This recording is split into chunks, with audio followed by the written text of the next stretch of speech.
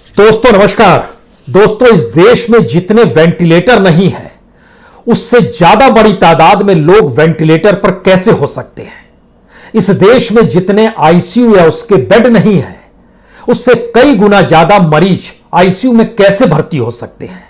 इस देश के भीतर में जितने ऑक्सीजन सिलेंडर नहीं है उससे ज्यादा बड़ी तादाद में इस देश के लोग जो बीमार हैं, मरीज हैं, कोविड पॉजिटिव हैं, वह सिलेंडर के साथ कैसे जी रहे होंगे। यह आंकड़े इस देश के हेल्थ मिनिस्टर का है। और क्या इस देश की सरकार यह बताने की परिस्थिति में है कि इस देश के भीतर में कितनी बड़ी तादाद में आईसीयू बेड हैं, वेंटिलेटर हैं, ऑक्सीजन के सिलेंडर्स हैं, जो अलग अलग मरीज अपने घरों में लगाए हुए हैं या फिर अस्पतालों में हैं। हमें लगता है कि इस देश के भीतर में मौतों का छुपाना, मरीजों के बारे में जानकारी ना देना, संक्रमणों की संख्या को छुपा ले जाना, जांच की रफ्तार धीमे कर देना, यह सब कुछ इस देश में लगातार चल रहा है। लेकिन अब ऐसी परिस्थिति आ गई है जिसमें आपको वाकई इस देश की हकीकत को ना सिर्फ जानना चाहिए बल्कि इस दौर में अब सवाल कहीं ज्यादा बड़े हो चले हैं।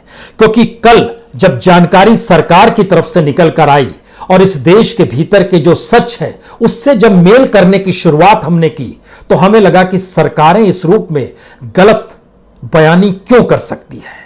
और अगर इस देश के भीतर में मीडिया पर ताला लगा दिया गया है, वह सच को परखने को तैयार नहीं है, तथ्यों को समेटने को तैयार नहीं है और हो हल्ला इसी बात का हो चला है कि संख्या दर संख्या बढ़ती चली जा रही है, तब इस देश की सरकार के मिजाज को भी समझना चाहिए। और समझना चाहिए कैसे ऐलान दर ऐलान इस देश की मोदी सरकार करती चली गई, कैसे इस देश को लगातार जिस झूठी परिस्थितियों में ढकेला गया और ढोल नगाड़े मीडिया के जरिए, प्रचार प्रसार के जरिए फैलाया गया, हमें लगता है कि आज उसकी पोल पट्टी को खोलने की जरूरत है। हम शुरुआत कहां से करें? शुरुआत कल से ही करते हैं। कल ही इस देश के हेल्थ मिनिस्टर ने जानकारी दी।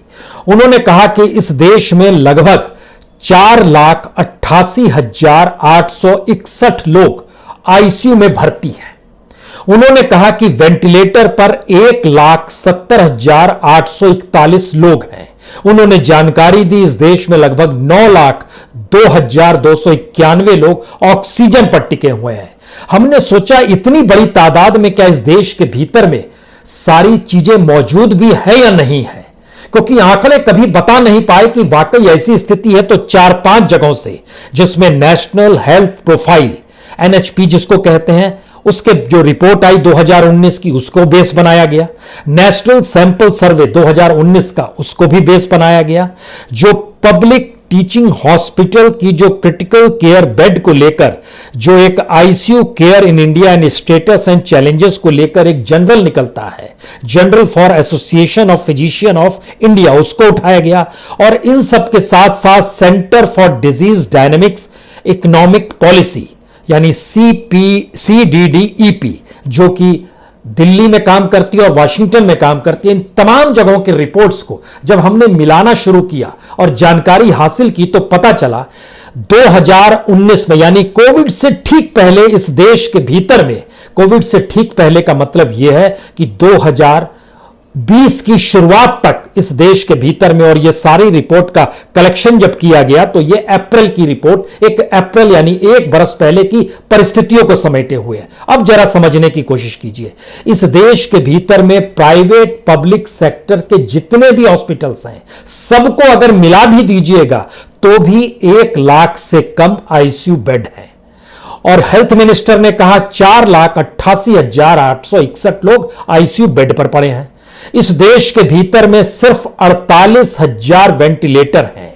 पीएम केयर फंड के जरिए 58,000 वेंटिलेटर्स का ऑर्डर यह सोच कर दिया गया कि जितने भी आईसीयू बेड हैं उनके साथ वेंटिलेटर तो जुड़ना चाहिए, क्योंकि सिर्फ 50% आईसीयू बेड के साथ ही वेंटिलेटर जुड़ा हुआ है। लेकिन जो पीएम केयर फंड की तरफ से जो 58,500 वेंटिलेटर्स के ऑर्डर भी दिए गए, उसमें सरकार के पास पहुंचे सिर्फ 30,000।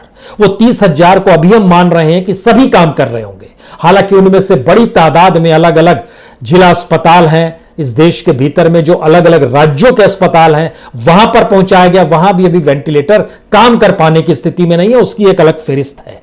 लेकिन फिर भी सरकार ने 58,000 में से दूसरा ऑर्डर जब पारित किया तो उसमें 49,350 यानी 39,350 वेंटिलेटर का ऑर्डर हुआ। इसकी कुल कीमत थी 1,710 करोड़ रुपए, लेकिन सरकार ने खरीदे 30,000 वेंटिलेटर।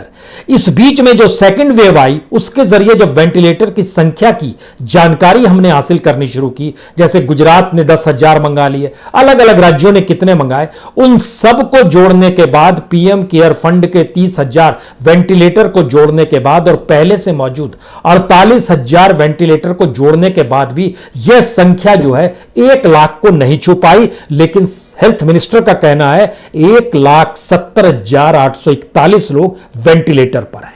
और इस देश के भीतर में जो भी ऑक्सीजन के सिलेंडर होते हैं, छोटे छोटे बड़े बड़े, अगर सबकी संख्या को भी मिला दीजिएगा तो भी वह 7 लाख पार नहीं कर पाता है। लेकिन मौजूदा वक्त में हेल्थ मिनिस्टर ने कहा 9,02,291 लोग ऑक्सीजन पर टिके हुए हैं।